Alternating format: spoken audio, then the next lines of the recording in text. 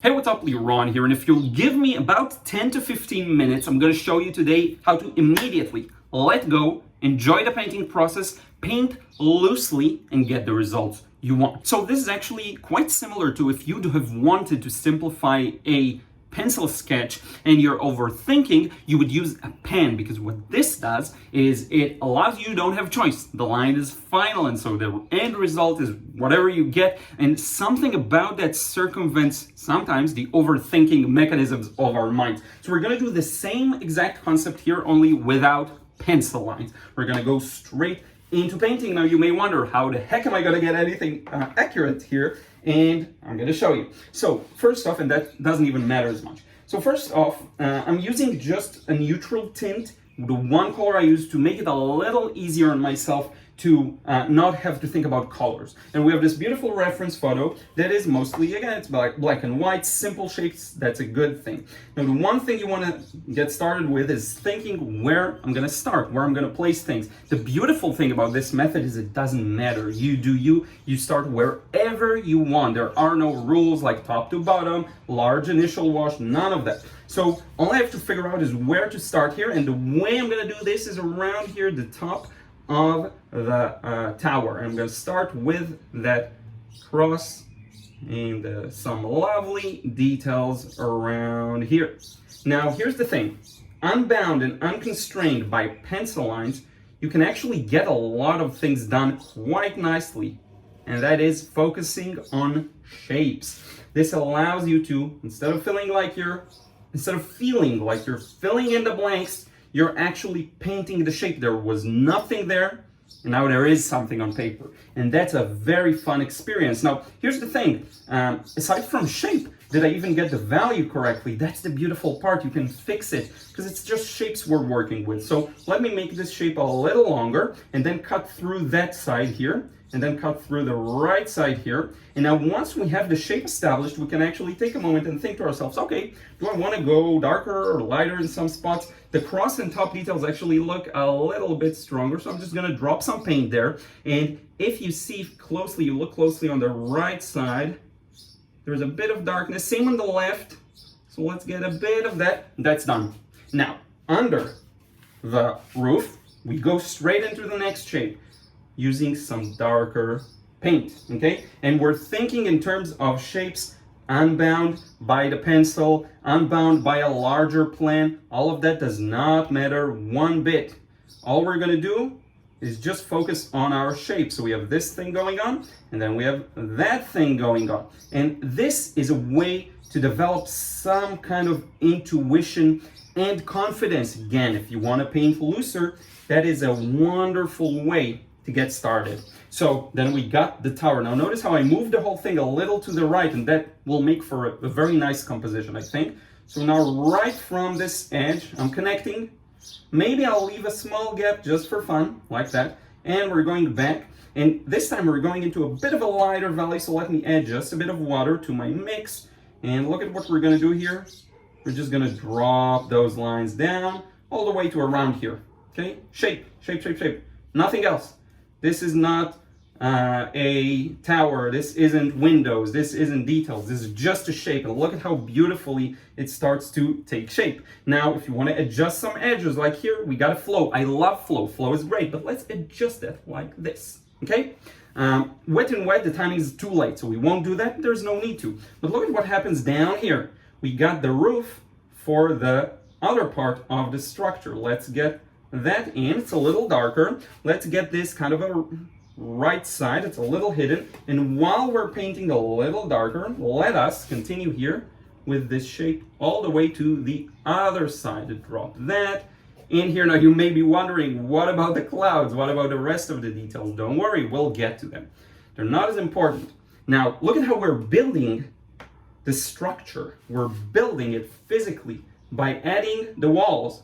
You see walls, you're like, these are white walls, how am I going to paint them? What color, what value am I going to use? This method simplifies it all. All you have to do is just get a value in there, right? And black and white, that's always what I recommend. Start by working black and white. Now we have that other roof, and I simplified the structure here, doesn't matter. We have this other roof under it. Let's get that, a bit of darker. just neutral tint. I'm going to put a link in the description box below if you want to get it off of Amazon. That'll be great for me because I'll make a small commission if you buy it through my link. So super grateful for that. And I look at this edge. It started to dry. Who cares? Let's just continue with it. Especially if you're using cold press, that's a very forgiving paper. And then we'll drop a darker shadow right here. And look at the size of the brush. I'm using a size 16 Escoda, fearlessly just going for it. And then the paper size, sometimes people ask me, so that'll be quite small.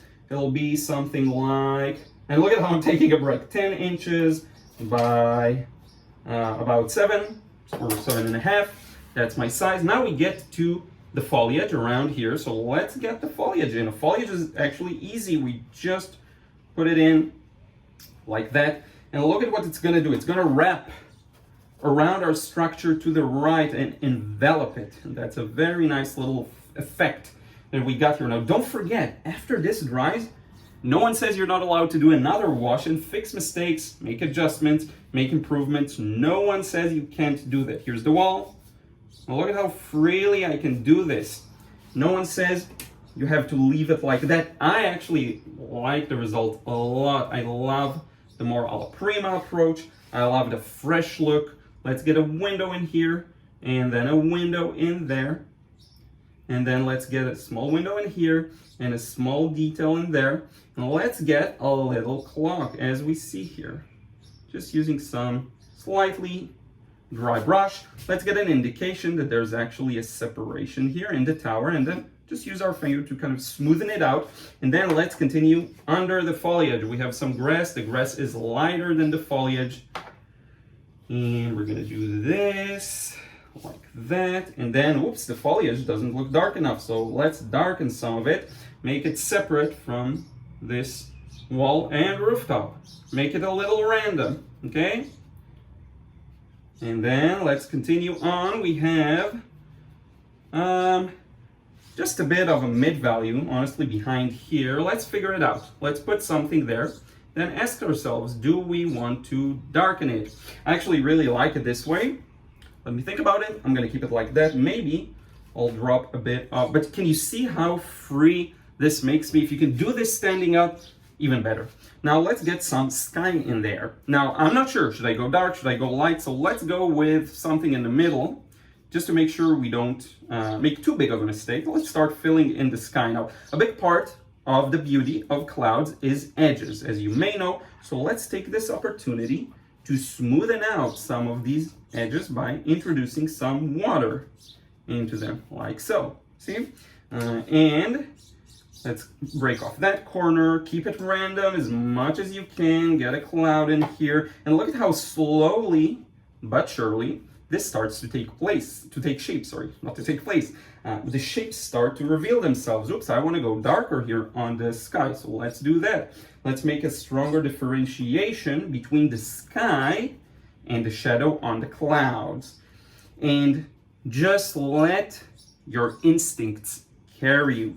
Don't think about work order. Don't even think about techniques. Just look at an area. It should be light, I'll keep it light.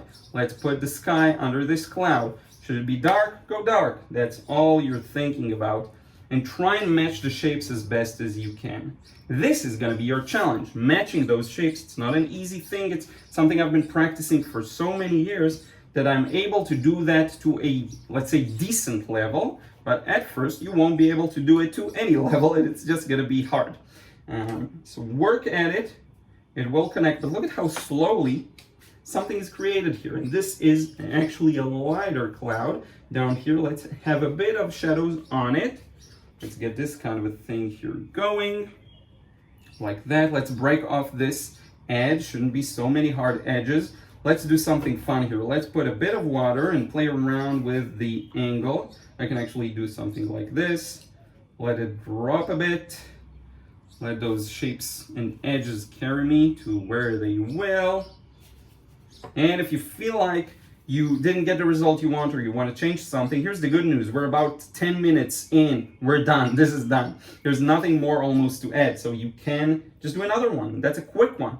So really, if you can give me like 10 to 15 minutes, I can show you exactly how to let go enjoy the painting process, and start building your skills towards the results you're after. And that's all there is to it, okay?